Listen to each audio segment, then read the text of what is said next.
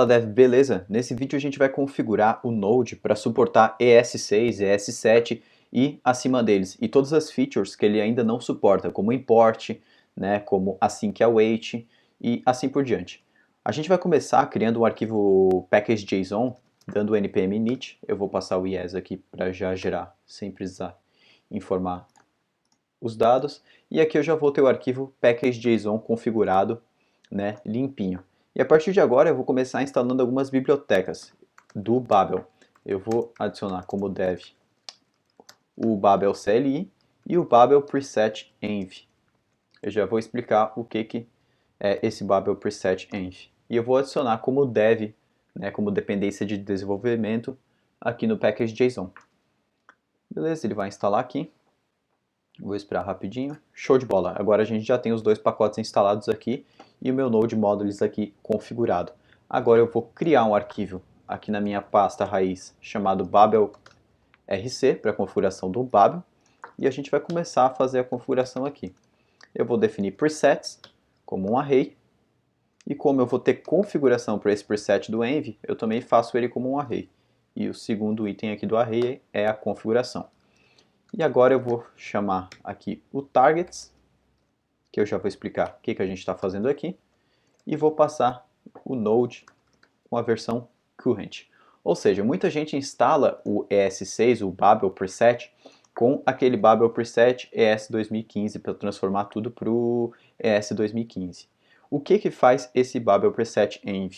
O Node, como ele não é algo que ele roda no browser, né? Ele não roda na engine do browser mesmo, ele é uma linguagem que ele já suporta algumas coisas do ES6. Por exemplo, o arrow function, então ele já está suportando isso, o REST operator, então já tem algumas coisas do ES6 que ele já suporta. Então esse Babel Preset Env, ele faz a transpilação do código apenas que o Node não suporta ainda. Então, por exemplo, os imports, certo? Ou async await e mais outras várias coisas que tem no ES7, ES8, ele vai conseguir fazer. E aqui a gente está informando para ele transpilar tudo que a versão atual do Node não suporta. Então ele vai pegar a nossa versão que a gente tem instalada, né? No meu caso aqui é 8.4, e tudo o que essa versão 8.4 que o Node ainda não suporta, ele vai transpilar. Senão, ele não vai fazer nada. Por exemplo, as arrow functions. Beleza? Agora o que a gente vai fazer é criar uma pasta src, certo? E aqui dentro eu vou criar um arquivo index.js. E eu vou utilizar uma feature do ES6, que é o import, que o Node ainda não suporta, certo? Vou definir aqui um app utilizando o Express. Para isso eu vou precisar também instalar o Express, que é o framework de Node mais utilizado hoje. Show de bola, já está instalado. Eu vou criar agora aqui um servidorzinho básico.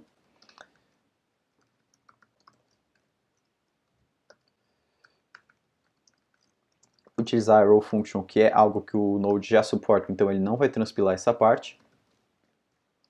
E a gente vai botar aqui, vou utilizar o template literals, que o Node já suporta também, que é a variável dentro do template, e vou exportar o nosso app desse arquivo, que também é algo que o Node ainda não suporta, essa sintaxe de export. Agora o que a gente vai fazer, eu vou salvar esses dois arquivos, e eu vou vir aqui no meu terminal e eu vou tentar rodar esse arquivo. Então node src/index.js. A gente já viu que ele retornou um erro aqui no import, ou seja, ele não conseguiu realizar o import porque o Node não suporta essa sintaxe. Então, o que a gente vai fazer? Bora aqui no nosso arquivo package.json, a gente vai criar alguns scripts. O primeiro deles que a gente vai criar se chama dev. Esse script vai ser utilizado em ambiente de desenvolvimento, né? E eu vou utilizar o nodemon. O nodemon, ele ouve as alterações dos nossos arquivos JS e ele atualiza o servidor, ou seja, ele atualiza o Node com as novas alterações. Então a gente vai utilizar ele para manter o servidor sempre aberto enquanto a gente desenvolve a aplicação, beleza? Deixa eu dar um reload aqui agora. Então, o script de dev a gente vai fazer o seguinte, eu vou rodar o script do Nodemon, vou passar a pasta src como raiz do nosso projeto e dentro dessa pasta eu vou executar um script. E agora eu posso passar aqui entre aspas duplas do nosso script, que eu vou utilizar a biblioteca Babel Node, que vai vir instalada por padrão, né, dentro lá do nosso bin. Então, se a gente vir aqui e listar as bibliotecas que a gente pode utilizar do bin, o Babel Node está aqui. Então, a gente vai utilizar esse Babel Node, passar a pasta src, eu já vou explicar aqui o que faz esse Babel Node, e o preset vai ser o env.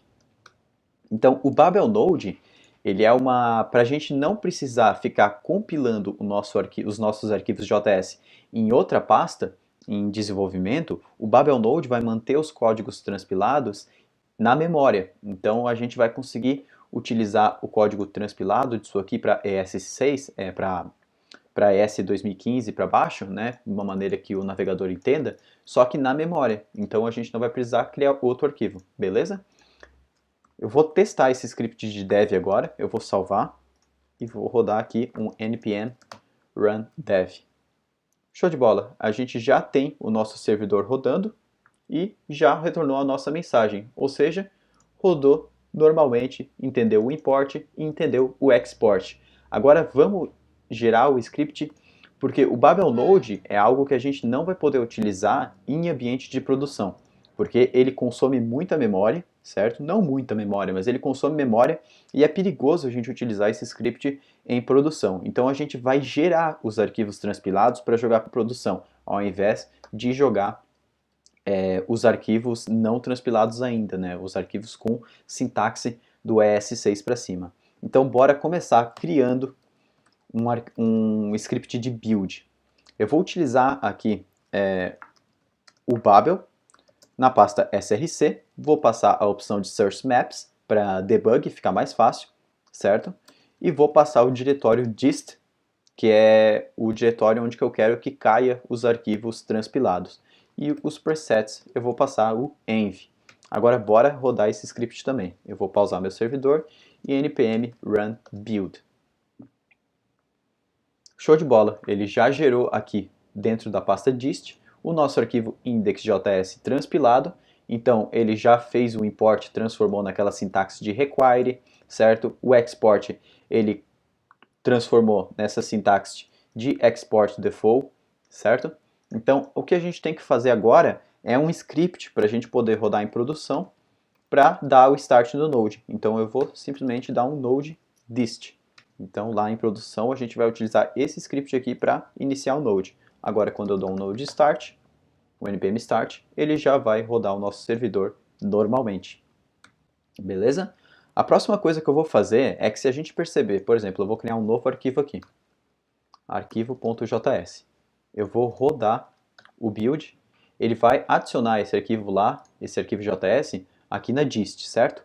Porém, se agora eu deletar esse arquivo e rodar o build de novo, ele não vai deletar esse arquivo JS de lá, porque ele faz as alterações apenas nos arquivos que existem.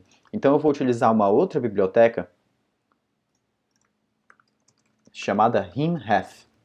Eu vou colocar no nosso def também. O que essa biblioteca faz? Ela permite a gente executar o comando rm-rf, que no Unix funciona, mas como no Windows é diferente, a gente vai precisar utilizar essa biblioteca que vai fazer esse tratamento certinho do sistema, beleza? Então aqui no package.json, antes da gente dar build, eu vou dar rimref dist e daí passar o resto dos comandos. Agora bora testar. npm run build.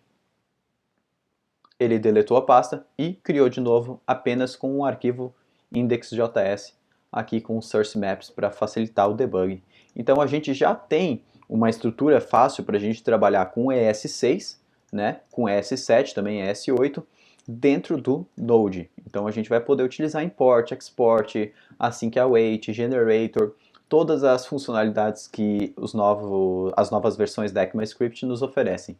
Beleza? Por esse vídeo eu vou ficando por aqui. Se você curtiu o vídeo, não esquece de se inscrever no canal, deixar um joinha ali embaixo e um comentário e mandar para seus amigos, beleza?